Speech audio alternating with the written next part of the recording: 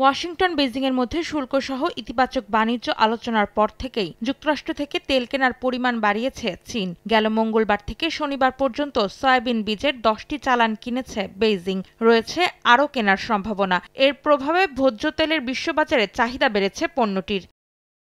আন্তর্জাতিক বাজার বিশ্লেষণকারী মার্কিন গবেষণা প্রতিষ্ঠান দ্য ট্রেডিং ইকোনমিক্সের তথ্য, মাস ব্যবধানে 5.32% বেড়েছে সয়াবিন বীজের দাম। একদিনেই প্রায় 6 সেন্ট বেড়ে শনিবার প্রতি বুশেল অপরিশোধিত সয়াবিন বিক্রি হচ্ছে $11.37। চাহিদা বাড়ায় ঊর্ধ্বমুখী রয়েছে ক্যানোলার দাম। এক মাসে 3.78% বেড়ে প্রতি টন ক্যানোলা বিক্রি হচ্ছে $465.20। তবে পর্যাপ্ত যোগানের বিপরীতে চাহিদা কমায় কমেছে সূর্যমুখী তেলের দর। এক মাসে 0.62% কমে শনিবার প্রতি টন এই তেল বিক্রি হয়েছে $1425।